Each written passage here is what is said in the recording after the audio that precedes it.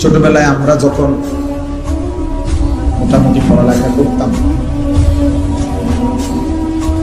আমাদের বুঝির বয়সে আমরা ছোটবেলায় দেখছি যে ডাক্তার, একজন ডাক্তারই এমবিবিএস ডাক্তার সব রোগের চিকিৎসা করত। যে কোনো রোগীকেই ওনারা ওষুধ দিত।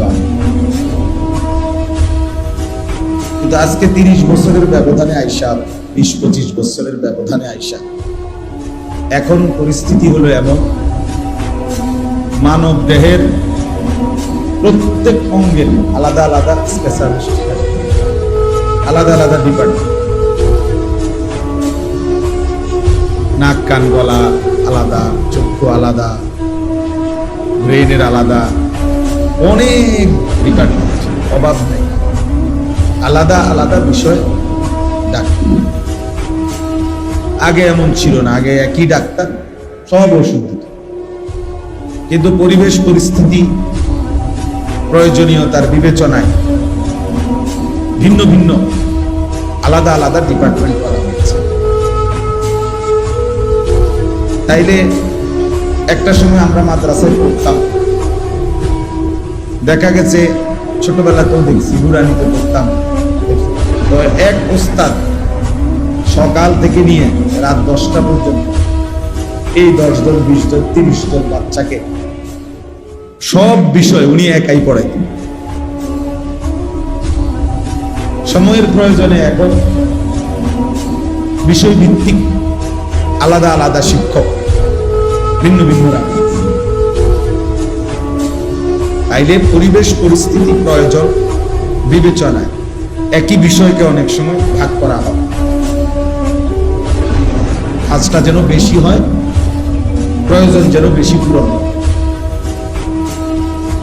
আমাদের দেশে আলহামদুলিল্লাহ একটা সময় এলাকা 10 গ্রাম 5 গ্রাম মিলে ওয়াজ মাহফিল একটা বা দুইটাই হইত। 10 গ্রামে দেখা গেছে 5 গ্রাম মিললাম একটা মাহফিল। আমি এমন একটা মাহফিলেও গেছি, একবার 2-3 বারই গেছি ওইখানে, কিশোরগঞ্জের দিকে।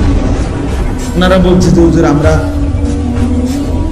আশেপাশের মোট 10 উপজেলা মিলে এই একটা মাহফিলের আয়োজন, 10 গ্রাম না, 10টা উপজেলার লোক একসাথে হইয়া বিশাল মাহফিল। তাহলে এক সময় এমনটা ছিল। সময়ের প্রয়োজনে এখন এলাকা ভিত্তিক, মহল্লা ভিত্তিক বিভিন্ন প্রয়োজনে আলহামদুলিল্লাহ এখন অনেক মাহফিল আগের চাইতে 10 গুণ বেড়ে গেছে। প্রতিটা মসজিদওয়ালা মনে করে ওনাদের মসজিদের জন্য একটা বাৎসরিক মাহফিল করা দরকার, মাদ্রাসাওয়ালা মনে করে মাদ্রাসার জন্য একটা বাৎসরিক মাহফিল দরকার, কবরস্থানওয়ালারা মনে করে কবরবাসীদের রুহের মাগফিরাতের জন্য একটা মাহফিল করা দরকার। এরকম অনেকভাবে প্রবাসীরা মনে করে যে আমরা প্রবাসীদের উদ্যোগে একটা মাহফিল হওয়া দরকার। এরকম বিভিন্ন ভাবে আলহামদুলিল্লাহ অনেক মাহফিল এখন বেড়ে গেছে। এই মাহফিলগুলোর পরেও আবার উলামায়ে কেরাম প্রত্যেক শুক্রবার দিন জুমার নামাজে বয়ান করতেছেন। বছরে 52 সপ্তাহ, এক বছরে 4-12-48, প্রতি মাসে 4 সপ্তাহ 4টা জুমা, আর 4 মাস আছে এমন যেখানে জুমা হয় 5টা। যেমন এই যে আগস্ট মাস আসতেছে, আগস্ট মাসে 5টা জুমা। তো 52টা জুমায় মনে করেন একই মহল্লার মসজিদে একই মানুষগুলোর সামনে এক বছরে 52 বার খতিব সাহেব বয়ান। এরপরেও আল্লাহর কথা শোনাবার, বলবার যে পরিমাণ প্রয়োজন তা আসলে পূরণ পায় না।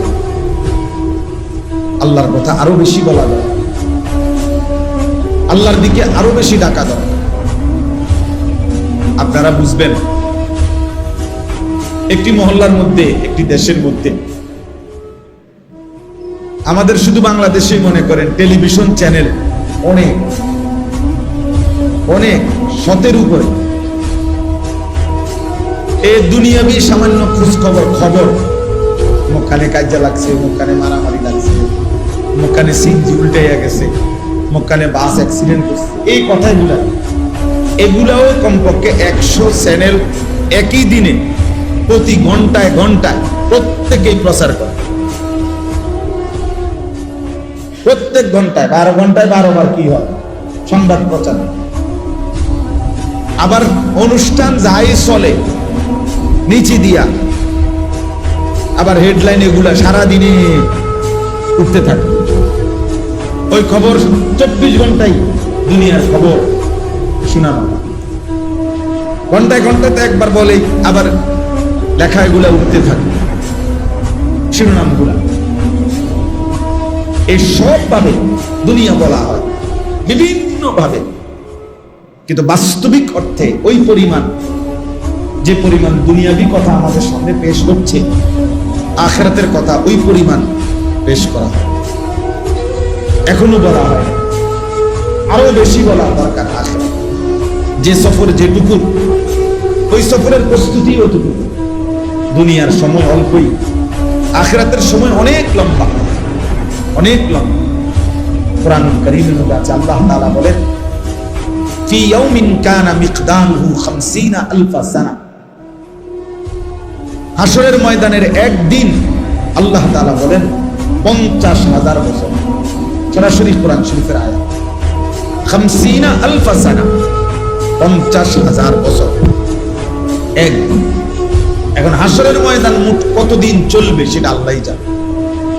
যদি 10 দিন চলে বিচার কাজটা, রাসূলুল্লাহ সাল্লাল্লাহু আলাইহি ওয়াসাল্লাম বলেন ফুলসিরাত যেটা পার হইতে হবে সকলকে 30,000 বছরের রাস্তা।